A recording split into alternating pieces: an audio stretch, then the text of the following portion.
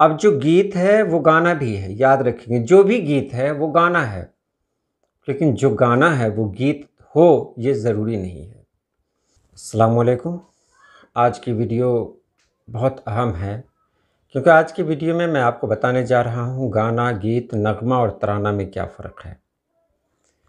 अमूमन लोग एक ही समझ लेते हैं, गाना और गीत को, नगमा और तराना को, लेकिन बहुत बड़ा फ़र्क है।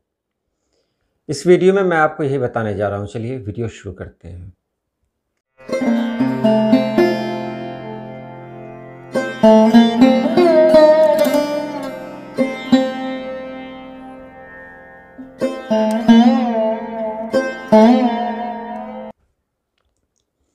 पहले बात करेंगे गाना की।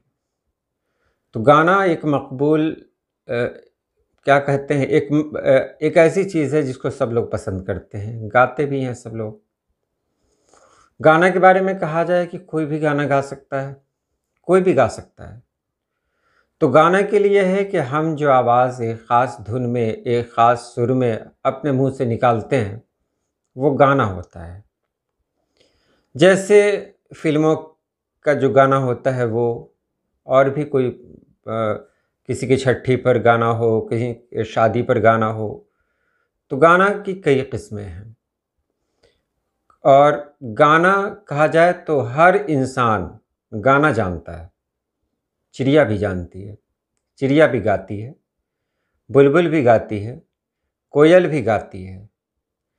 जब मैंने चिड़िया का नाम लिया तो आपने समझ लिया होगा कि गाना जिसको गाया जाए, लेकिन वो कोई सिन्फ नहीं है, उसका कोई कायदा कानून नहीं है। बस सुर और ताल में किसी को ढाल दिया और उसको गाना शुरू कर दिया, तो वो गाना है। जबकि गीत एक सिन्फ है और इसके कवायद है। बग़ैर कायदे के हम गीत को गा नहीं सकते। अब जो गीत है वो गाना भी है, याद रखेंगे। जो भी गीत है वो गाना है, लेकिन जो गाना है वो गीत हो ये ज़रूरी नहीं है।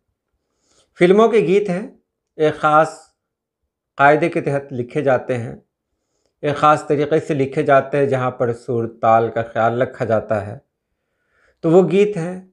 और चूँकि उसको गाया भी जाता है तो वो गाना भी है।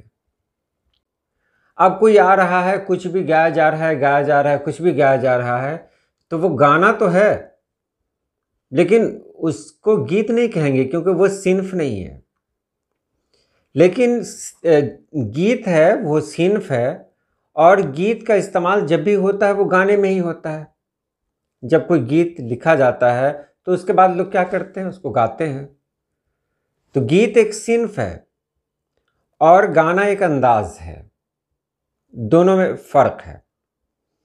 अब गीत के लिए ज़रूरी है कोई ख़ास कायदा के मुताबिक लिखा जाए, गाने के लिए नहीं। आप भी गाइए, कुछ भी गाइए। तो गाने में हो सकता है कि आप गीत का ही इस्तेमाल ज़्यादातर करते हो, गाने में ज़्यादातर लोग गीत का ही इस्तेमाल करते हैं, लेकिन ऐसी बात नहीं है। चिड़िया कौन सा गीत गाती है? चिड़िया तो गाना गाती है। चिड़िया गाती है, नाम सुना होगा, चिड़िया गाती है। अब वो गीत तो नहीं गाती है चिड़िया, बस गाती है, यानी सुर ताल मिला लिया और लोगों को वो चीज़ अच्छी लगने लगी, कि गाना हो गया। बात करते हैं नगमा की। नगमा भी गाना ही है। फ़र्क यह है कि गाना हिंदी लफ्ज़ है और नगमा हिंदी लफ्ज़ नहीं है। नगमगी बहुत मशहूर है। तो नगमा जो लफ्ज़ है उसका मतलब भी वही होता है, जिसको ख़ास अंदाज से लोग गाएं, वो नगमा है। यानी गाना और नगमा दोनों एक ही है, गीत अलग है। अब नगमा क्या है? जिसको भी हम गाएंगे वो सब नगमा कहलाएगा।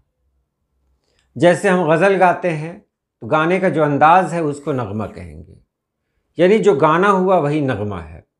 आप सुनते होंगे कि इस फिल्म का नगमा, ये किस फिल्म का नगमा है, तो ये फ़लाँ फिल्म का नगमा है।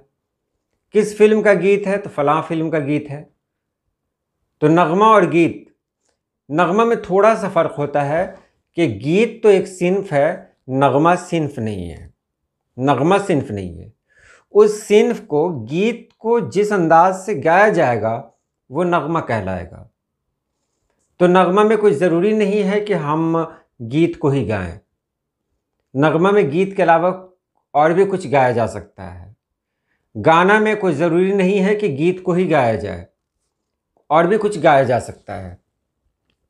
जैसे लोग कहते हैं वो एक नज़्म गा रहा है, लोग कहते हैं ना, हालांकि अच्छा नहीं लगता है, लेकिन क़वायद के लिहाज से देखा जाए तो सही है, क्योंकि वो गा रहा है। गाने का ताल्लुक़ ये हल्क़ से है, जिससे एक ख़ास किस्म की आवाज़ निकलती है। तो गीत, गाना और नगमा आपने समझ लिया। फिर यहाँ जान लें, नगमा और गाना दोनों एक ही है। गीत को नगमे में ढाला जाता है, गाने में ढाला जाता है। गाना फ़ेल है, एक्शन है, नगमा एक एक्शन है। उसको एक ख़ास अंदाज में पेश करने का नाम नगमा है। वो सिन्फ नहीं है, गाना सिन्फ नहीं है, गीत सिन्फ है। तराना की बात करते हैं, ये तराना क्या है? तो तराना की बात करें तो बहुत सारे तराने हमारे जहन में हैं। कौमी तराना है, मिली तराना है। अल्लामा इकबाल ने तो बहुत सारे तराने लिखे। लब पे आती है दुआ बन के तमन्ना मेरी, ज़िंदगी शम्अ की सूरत हो खुदाया मेरी।